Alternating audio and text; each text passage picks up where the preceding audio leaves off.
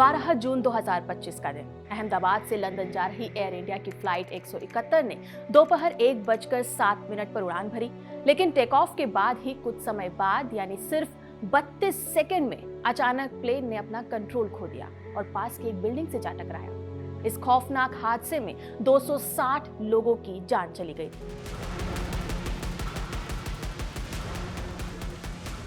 इस हादसे के बाद कुछ लोगों के मन में इतना डर बैठ गया कि उन्होंने हवाई सफर तक करना अवॉइड किया। सवाल भी आया कि क्या प्लेन की सेफ्टी को और बेहतर नहीं किया जा सकता। ऐसा ही सवाल 2 इंडियन इंजीनियर्स के मन में भी आया। उन्होंने सोचा कि जब कार में एयरबैग लगाकर लोगों की जान बचाई जा सकती है तो फिर प्लेन में ऐसा क्यों नहीं किया जा सकता। और यहीं से आइडिया आया AI बेस्ड प्रोजेक्ट रीबर्थ का। ये दुनिया का पहला ऐसा सिस्टम है जो क्रैश के सिचुएशन में लोगों की जिंदगी बचाने के लिए डिजाइन किया गया है। इसमें AI को जैसे ही लगता है कि प्लेन अब क्रैश होने वाला है, ये सिस्टम अपने आप एक्टिव हो जाता है और तुरंत स्मार्ट एयरबैग खुल जाते हैं। ये सिस्टम इतना यूनिक और अट्रैक्टिव है कि इसे जेम्स डायसन अवार्ड 2025 के लिए फाइनलिस्ट चुना गया है। ऐसे में किसी के भी मन में ये सवाल आना लाजमी है कि आखिर ये तकनीक काम कैसे करती है। क्या फ्यूचर में इसकी मदद से सच में हादसों को टाला जा सकता है और क्या इसे हर प्लेन में लगाना मुमकिन है? इन सभी सवालों के जवाब हम आपको बताएंगे हमारे इस वीडियो में। नमस्कार, मेरा नाम है डिम्पिका और आप देख रहे हैं खबरगाम।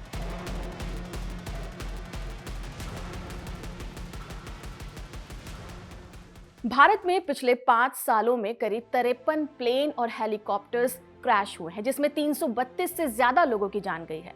जबकि 2025 में ही अब तक 8 हादसों में लगभग 274 मौतें हुई हैं। रिपोर्ट्स की माने तो लगभग 80% हादसे ह्यूमन एरर की वजह से हुए हैं और बाकी टेक्निकल फॉल्ट, इंजन फेलियर और खराब मौसम की वजह से होते हैं। वहीं अगर वर्ल्ड लेवल पर देखें तो 2024 में प्लेन क्रैश और उनसे हुई मौतों के आंकड़ों में भी 300% तक की बढ़ोतरी देखी गई है। प्लेन का सफर वैसे तो सबसे सेफ माना जाता है, लेकिन भारत और दुनिया भर के प्लेन क्रैश के ये आंकड़े दिखाते हैं कि इन हादसों से होने वाले नुकसान को रोकने के लिए किसी नई सिक्योरिटी टेक्निक की जरूरत है। इसका सॉल्यूशन निकालने के लिए भारत के 2 इंजीनियर्स ने बनाया प्रोजेक्ट रीबर्थ। इन दोनों का नाम है इशेल वसीम और दर्शन श्रीनिवासन।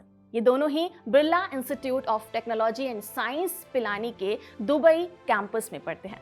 इन्हीं दोनों ने मिलकर प्रोजेक्ट रीबर्थ बनाया, जो एक AI based crash survival system है। ये सिस्टम उड़ान के दौरान प्लेन के हर सिस्टम पर नजर रखता है। अगर प्लेन क्रैश के सिचुएशन में होता है तो ये तुरंत एक्टिव हो जाता है। अब ये सिस्टम काम कैसे करता है उसे थोड़ा डिटेल में समझ लेते हैं। प्रोजेक्ट रीबर्थ सिस्टम को कुछ ऐसे समझो जैसे कार में एयरबैग्स होते हैं। जब कार का एक्सीडेंट होता है तो एयरबैग अचानक से खुलकर ड्राइवर और पैसेंजर को सीधी टक्कर से बचा लेते हैं। इससे झटका कम लगता है और कई बार जान भी बच जाती है। और अब सोचो कि अगर कार की तरह हवाई जहाज में भी कोई ऐसा सिस्टम हो जो एक्सीडेंट के समय लोगों को बचा ले, तो कितना बड़ा फर्क आ सकता है। यही काम प्रोजेक्ट रीबर्थ करता है, लेकिन ये कार के एयरबैग से कहीं ज्यादा एडवांस है और ऐसी एक सिचुएशन क्रिएट कर देता है ताकि पूरा का पूरा प्लेन सेफली लैंड कर सके।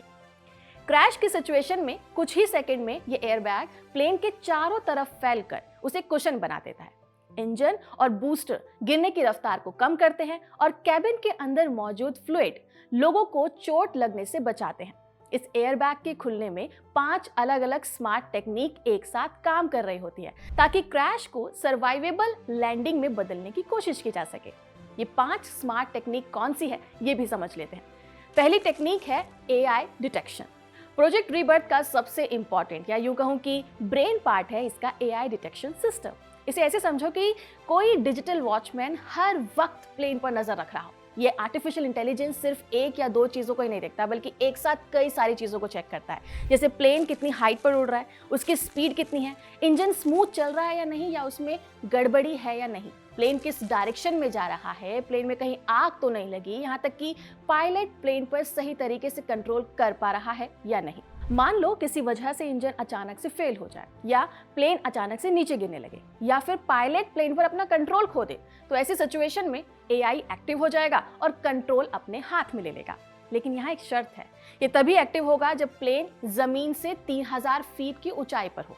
इसके एक्टिव होने के बाद प्लेन में दूसरा सिस्टम एक्टिव होता है, यानी कि उसके एयरबैग्स। आपने देखा होगा कि जब कार का एक्सीडेंट होता है तो एयरबैग अचानक से खुल जाते हैं। ठीक उसी तरह प्लेन में भी एयरबैग्स लगाए गए हैं। ये प्लेन के अलग अलग हिस्सों में लगे होते हैं, जैसे कि आगे की तरफ, नीचे की तरफ और पीछे की तरफ, जो सिर्फ 2 सेकंड के अंदर एक्टिव हो जाएंगे। ये एयरबैग भी कोई छोटे मोटे या हल्के एयरबैग्स नहीं हैं, बल्कि ये मल्टी लेयर्ड मजबूत फैब्रिक से बनाए गए एयरबैग्स हैं। और इसके खुलने के साथ ही तीसरा सिस्टम एक्टिव होता है, जिसको कहते हैं रिवर्स थ्रस्ट। लगे हाथ इसके बारे में भी जान लेते हैं। रिवर्स थ्रस्ट को आप कुछ ऐसे समझो कि जैसे कोई गाड़ी तेजी से आगे भाग रही हो और उसमें अचानक से ड्राइवर ब्रेक मार दे। अब प्लेन के पास सीधे ब्रेक तो होते नहीं, इसलिए इमरजेंसी की सिचुएशन में इंजन खुद अपना फोर्स उल्टी डायरेक्शन में लगाता है। आमतौर पर इंजन हवा को पीछे की तरफ फेंकते हैं, जिससे प्लेन आगे की तरफ बढ़ता है। लेकिन जब रिवर्स थ्रस्ट ऑन हो जाएगा तो यही इंजन हवा को आगे की तरफ धकेलेगा और नतीजा ये हो जाएगा कि प्लेन की स्पीड अचानक से कम होने लगती है और नीचे आने पर झटका कम लगेगा। ऐसे में सवाल उठता है कि अगर इंजन पूरी तरह से बंद हो जाएगा या फिर फेल हो जाएगा तो तब क्या करेंगे? तो इसका भी जवाब है, ऐसी सिचुएशन में इसमें लगे गैस थ्रस्टर्स काम में आएंगे। ये छोटे छोटे रॉकेट्स होते हैं जो तेजी से गैस छोड़ते हैं और प्लेन को स्लो करके उसकी स्पीड को 8 से 20% तक कम कर सकते हैं। टेस्टिंग में भी पता चला है कि अगर ऐसा होता है तो इससे फोर्स जो है वो 60% तक कम किया जा सकता है। प्रोजेक्ट रीबर्थ में प्लेन के अंदरूनी हिस्से को भी थोड़ा सा बदला जाएगा। माने प्लेन की दीवारों और सीटों के पीछे एक खास तरह का लिक्विड लगाया जाएगा, जिसको नॉन न्यूटोनियन फ्लूइड कहते हैं। ये दिखने में तो पानी या जेल के जैसा होता है, लेकिन इसकी खासियत ये होती है कि ये नॉर्मल सिचुएशन में सॉफ्ट होगा, लेकिन जैसे ही कोई झटका या टक्कर लगती है तो ये तुरंत हार्ड हो जाता है। अब इसका फायदा यह है कि क्रैश के समय सीट्स और प्लेन की दीवारें स्ट्रॉन्ग शील्ड में बदल जाएंगी, ताकि अंदर बैठे लोगों को चोट ना लग सके। अब इसके बाद इसका 5वां सिस्टम काम करेगा, यानी कि रेस्क्यू एड। प्रोजेक्ट रीबर्थ के तहत प्लेन में खास तरह के रेस्क्यू एड्स लगाए जाएंगे, यानी कि जैसे ही हादसा होता है पूरा प्लेन बाहर से चमकीले नारंगी रंग की लेयर से कवर हो जाएगा, ताकि वो दूर से साफ दिखाई दे सके, चाहे वो जंगल में हो, पानी में हो या फिर पहाड़ों में। इसके साथ जीपीएस और इंफ्रारेड बीकन अपने आप चालू हो जाएंगे। ये एक तरह का सिग्नल भेजेंगे ताकि ड्रोन, सैटेलाइट या हेलीकॉप्टर पर लगे कैमरे आसानी से इसे पकड़ सके और रेस्क्यू आसान हो जाए।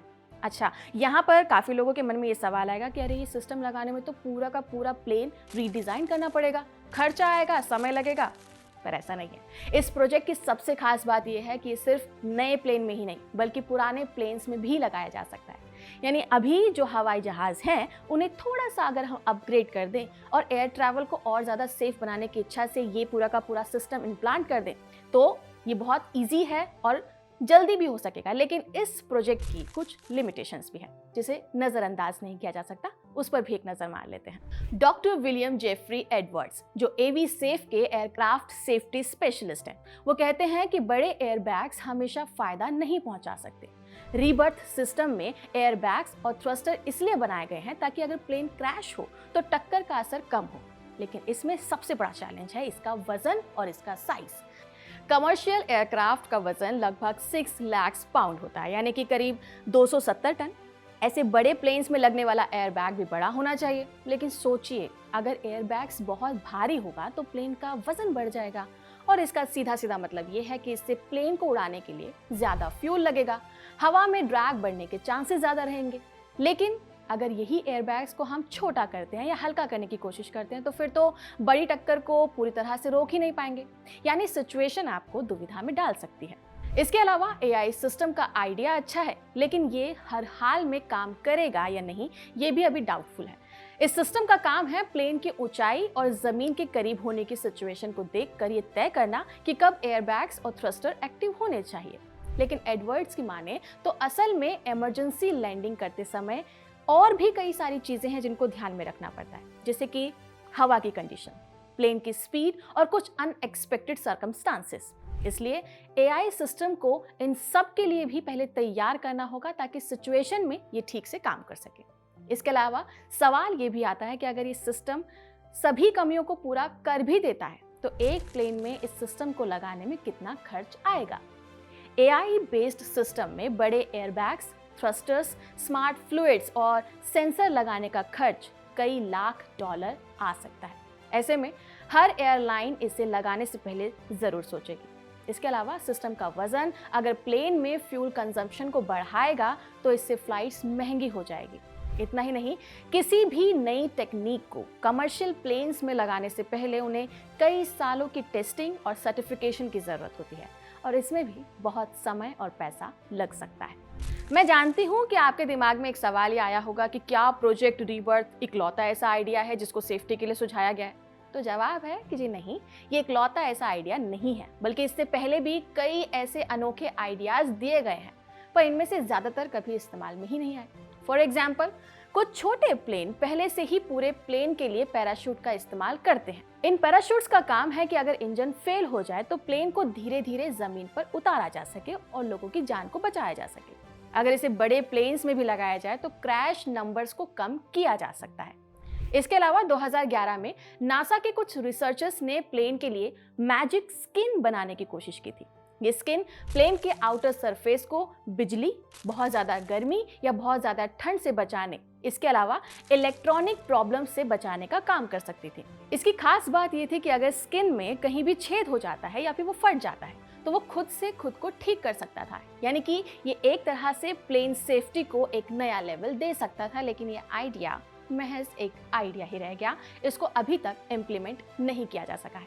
फिलहाल तो प्रोजेक्ट रीबर्थ को जेम्स डायसन अवार्ड के लिए फाइनलिस्ट चुन लिया गया है। यह अवार्ड उन नए आइडियाज को दिया जाता है जो दुनिया बदल सकते हैं। अभी यह अवार्ड दिया नहीं गया है। फाइनल विनर के बारे में 5 नवंबर को पता चलेगा, लेकिन ये बात पक्की है कि अगर ये जीतते हैं तो उन्हें $40,000 और साथ ही कुछ और स्पॉन्सरशिप भी मिल सकती है, जिससे इन कमियों को रिजॉल्व कर पाना और आसान होगा। फिलहाल के लिए इस खबर में इतना ही। आपका इस पूरे नए प्रोजेक्ट पे क्या कहना है कमेंट सेक्शन में जरूर बताइएगा। इस वीडियो को रिकॉर्ड किया है सर्वेश ने। मेरा नाम है डिम्पिका और आप देख रहे थे खबर गाँव। नमस्कार।